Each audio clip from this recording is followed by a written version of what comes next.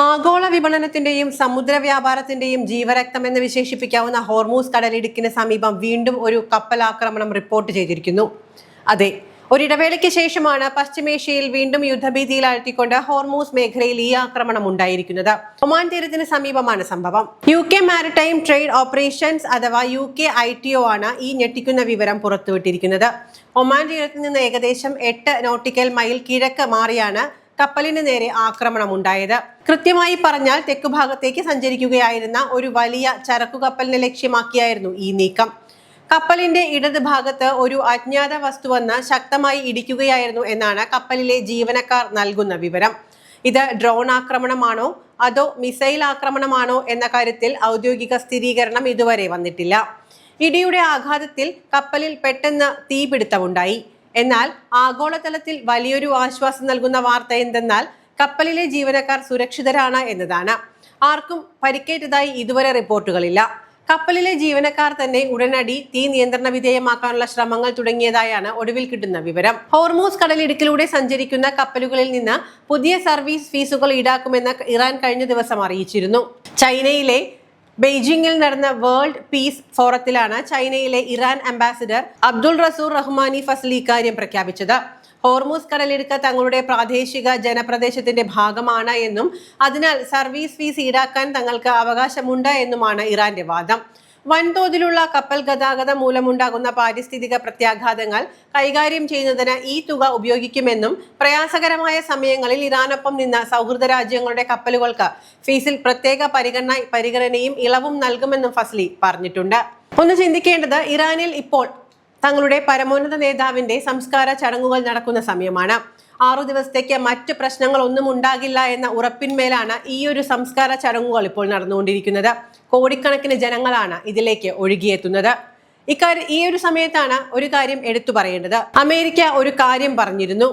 ഇറാനിലേക്ക് ഇപ്പോൾ ഒരു സ്ഫോടനമോ അല്ലെങ്കിൽ ഒരു ബോംബോ ഇട്ടുകഴിഞ്ഞാൽ കോടിക്കണക്കിന് ജനങ്ങൾ ഒറ്റയടിക്ക് ഇല്ലാതാകുമെന്നാണ് ട്രംപിന്റെ വീരവാദം. പക്ഷെ ഇത്തരത്തിലൊക്കെ പറയാനല്ലാതെ ചെയ്യാനുള്ള ശക്തിയും ആ ഒരു പ്രാപ്തിയും ഒന്നും ട്രംപിനില്ല എന്ന കാര്യം വാസ്തവമാണ്. കാരണം ട്രംപിന് അറിയാം ഇറാൻ എന്ന് പറയുന്നത് ഒരു ചെറിയ രാജ്യമല്ല എന്നും ഇറാനിയൻ ജനത എന്ന് പറയുന്നത് ആത്മവീര്യമുള്ളവരാണ് എന്നും. അതുകൊണ്ട് തന്നെ ഈ ഒരു സമയത്ത് ഇത്രയും വലിയ ഒരു കാര്യമൊന്നും ട്രംപ് ചെയ്യില്ല. പക്ഷെ എന്നിട്ടും ഹോർമൂസിലൂടെ സഞ്ചരിക്കുന്ന കപ്പലിലേക്ക് ഈ ഒരു ആക്രമണം ഉണ്ടായതിന്റെ പിന്നിൽ ആരാ എന്ന ചോദ്യം ഇവിടെ ശക്തമാണ്. ഏതായാലും ഈ ഒരു സമയത്ത് ഇറാൻ ഒരു തരത്തിലുള്ള ആക്രമണത്തിന് മുതിരില്ല എന്ന കാര്യം നമുക്കറിയാം. അപ്പോൾ ഈ ഒരു മറ ഉപയോഗിച്ച് ആരാണ് ഇത്തരത്തിലൊരു നീക്കം നടത്തിയിരിക്കുന്നത്? ആ ചോദ്യത്തിന് ഉത്തരം കണ്ടെത്തേണ്ടിയിരിക്കുന്നു. നിലവിലെ സാഹചര്യത്തിൽ ഒരു രാജ്യവും അതിന്റെ ഉത്തരവാദിത്തം ഏറ്റെടുത്തിട്ടില്ല. നമുക്കറിയാം, കഴിഞ്ഞ കുറച്ചു കാലങ്ങളായി പശ്ചിമേഷ്യയിൽ വലിയ രീതിയിലുള്ള ഭൗമരാഷ്ട്രീയ സംഘർഷങ്ങൾ നിലനിൽക്കുന്നുണ്ട്. അമേരിക്കയും ഇറാനും തമ്മിലുള്ള അസ്വാരസ്യങ്ങൾ, ഇസ്രായേൽ പലസ്തീൻ മേഖലയിലെ പ്രശ്നങ്ങൾ, ചെങ്കടലിലെ ഹൂതി വിമതരുടെ ആക്രമണങ്ങൾ, അങ്ങനെ പുകയുന്ന ഒരു അഗ്നിപർവ്വതത്തിന് മുകളിലാണ് ഇപ്പോൾ ഈ പ്രദേശം. ഈ ഒരു അവസരത്തിൽ അതിനെ ഉപയോഗിച്ചുകൊണ്ട് ആരായിരിക്കും ഈ കപ്പലിന് നേരെ ആക്രമണം അഴിച്ചുവിട്ടത്? അത്തരമൊരു അന്തരീക്ഷത്തിൽ ഒരു ഇടവേളയ്ക്ക് ശേഷം ഹോർമൂസ് കടലിടുക്കിൽ വീണ്ടും കപ്പലുകൾ ലക്ഷ്യമിടാൻ തുടങ്ങിയത് ആഗോള മാരിടൈം സെക്യൂരിറ്റി ഏജൻസികളെ കടുത്ത ജാഗ്രതയിലാഴ്ത്തിയിട്ടുണ്ട്.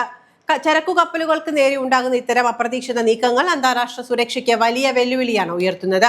ഒമാൻ തീരത്തും ഹോർമൂസിലും ഒരു സ്ഫോടനം ഉണ്ടാകുമ്പോൾ ലോകം മുഴുവൻ എന്തിനാണ് ഇത്രയധികം ഞെട്ടുന്നത്?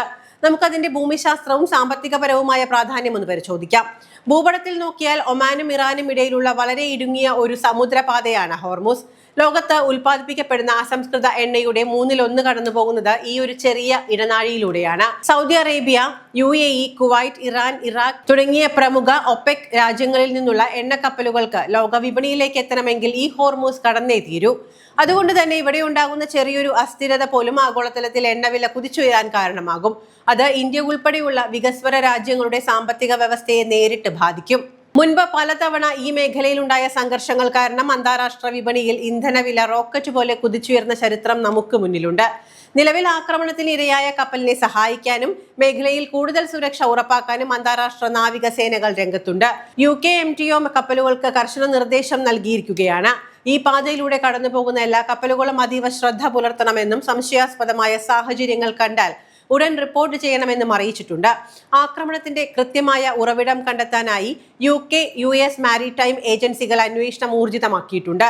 വരും മണിക്കൂറുകളിൽ മാത്രമേ ഇതിന്റെ പിന്നിൽ പ്രവർത്തിച്ച ശക്തികളെക്കുറിച്ചുള്ള കൃത്യമായ വിവരങ്ങൾ അറിയാൻ സാധിക്കൂ. യുദ്ധവും സംഘർഷങ്ങളും ഒഴിഞ്ഞുമാറി പശ്ചിമേഷ്യൻ തീരങ്ങളിൽ സമാധാനം തിരിച്ചുവരുമെന്ന് നമുക്ക് പ്രത്യാശിക്കാം.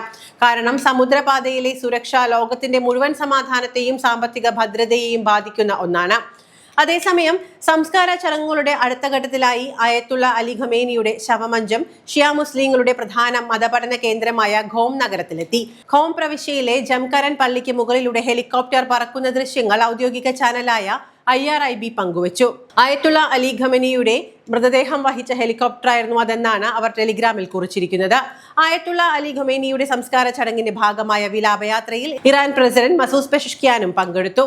തെഹ്റാനിലെ തെരുവുകളിലൂടെ നടന്നുപോയ വിലാപയാത്രയിൽ ജനക്കൂട്ടത്തിനൊപ്പം കാൽനടയായി നടക്കുന്ന ഇറാൻ പ്രസിഡന്റിന്റെ ദൃശ്യങ്ങൾ പുറത്തുവന്നിട്ടുണ്ട്. ശവമഞ്ചവുമായി ഖോമിൽ വിലാപയാത്ര നടക്കും. തുടർന്ന് ഇറാഖിലെ നജഫിലും കർബയിലും ചടങ്ങുകൾ നടക്കുമെന്നാണ് റിപ്പോർട്ട്. തെഹ്റാനിലെ ഇമാം ഖൊമൈനി ഗ്രാൻഡ് മൊസല്ലയിൽ ഞായറാഴ്ച നടന്ന പൊതുചടങ്ങിലും ഇറാൻ പ്രസിഡന്റ് പങ്കെടുത്തിരുന്നു. ഖൊമൈനിയുടെയും അദ്ദേഹത്തിനൊപ്പം കൊല്ലപ്പെട്ട 4 കുടുംബാംഗങ്ങളുടെയും ശവമഞ്ചത്തിന് മുന്നിൽ നടന്ന ഇറാൻ പ്രാർത്ഥനയിലാണ് ഇറാൻ പ്രസിഡന്റും മറ്റ് ഉന്നത ഉദ്യോഗസ്ഥരും പങ്കെടുത്തത്. ടെഹ്റാനിലെ തെരുവുകളിൽ ലക്ഷക്കണക്കിന് ഇറാനികൾ പങ്കെടുത്ത വിലാപയാത്രയ്ക്ക് ശേഷമാണ് ഖൊമൈനിയുടെയും കുടുംബാംഗങ്ങളുടെയും ശവമഞ്ചം ഖോമിയിൽ എത്തിച്ചിരിക്കുന്നത്. വിലാപയാത്രയിൽ പങ്കെടുത്തവരിൽ പലരും പേർഷ്യൻ ഭാഷയിലും ഇംഗ്ലീഷിലും അമേരിക്കൻ പ്രസിഡന്റ് ഡൊണാൾഡ് ട്രംപിനും വൈസ് പ്രസിഡന്റ് JD വാൻസിനുമെതിരെ കടുത്ത പ്രതികാര ആഹ്വാനങ്ങൾക്കുള്ള പ്ലക്കാർഡുകൾ ഉയർത്തിയിരുന്നു.